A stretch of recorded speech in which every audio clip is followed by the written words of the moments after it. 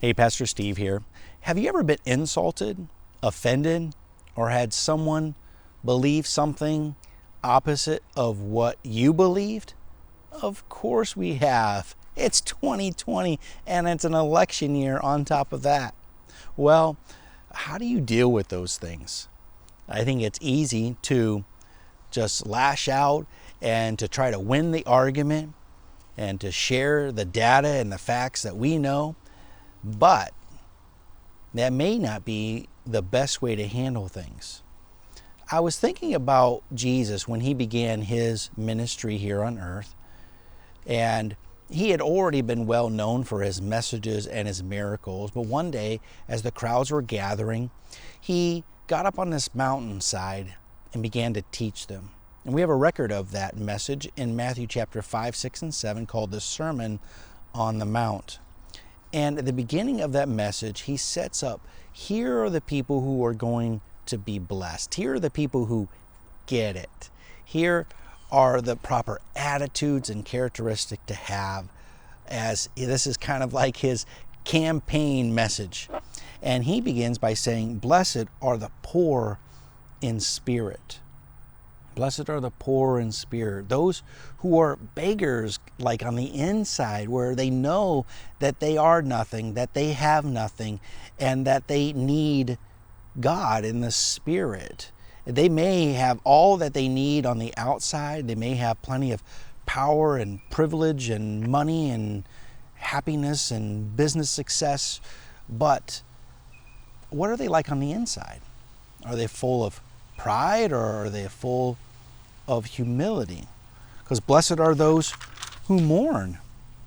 Blessed are those who are kind of sad and sorrowful and weep over things that they need to be weeping about, or those that are humble, those that are hungry and thirsty for righteousness.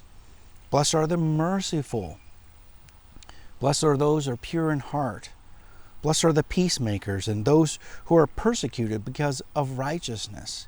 And Jesus says you are blessed when they insult you and persecute you and falsely say every kind of evil against you because of me.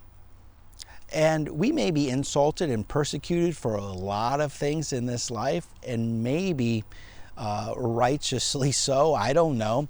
But we do know that when we take a stand for what we believe in God, that we will be insulted and persecuted for those things. And that can be very hurtful when it's very personal like that. So what do we do? How do we respond? I know that it's not very easy to respond out of humility, but to respond in prayer and try to understand. And Jesus lays the groundwork for the reason that we try to respond in this way is because we understand that we're not better than anyone else. In fact, he says, you know that it's been said not to murder. And I think everybody say, yeah, we should not murder. He says, if you hold anger in your heart, you're just the same. And he says, you know that we should not be committing adultery. And everyone's like, yeah, we should not commit adultery. That's bad. He says, if you lust after someone else in your heart, it's just the same.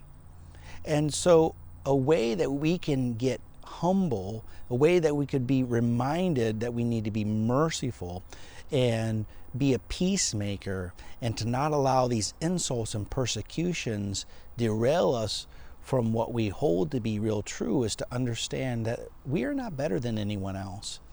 And it would probably do us very well to get to know their understanding and their beliefs and to pray for them. Jesus says, pray for our enemies. Pray for those who persecute you. It's easy to pray and to love on those who love us, for those who have the same viewpoints on us. It's easy to love those type of people, but how about those who do not hold the same type of beliefs or understandings? Well, we pray for one another. And as Jesus was about ready to end his earthly ministry, before he died on the cross, he was having this really sincere, serious conversation with his disciples, and he challenged them to love one another. This new command he says I'm giving you is to love one another, and he said it multiple times, that the world would know that you are my disciples when you are unified, when you love on one another. Not that you would believe in how to do things the same way, but that you would just love on one another, that you would be humble, that you would be peacemakers, that you would be merciful, that you would be pure in heart, that you would hunger and thirst for righteousness. And that's our goal, and that's my encouragement to you, because I know during these times it can be very, very discouraging and also just upsetting as we have dialogue with people who we just don't understand how in the world they could possibly hold such beliefs. So that's my challenge to you this week, is to try to remain humble, to be loving. Love is, after all, patient and kind, does not hold grudges. It bears with one another and endures with one another. And we need that even more in this day. All right. Well, I hope that you'll take up that challenge and to really think about how you respond, even in the midst of disagreements. God bless.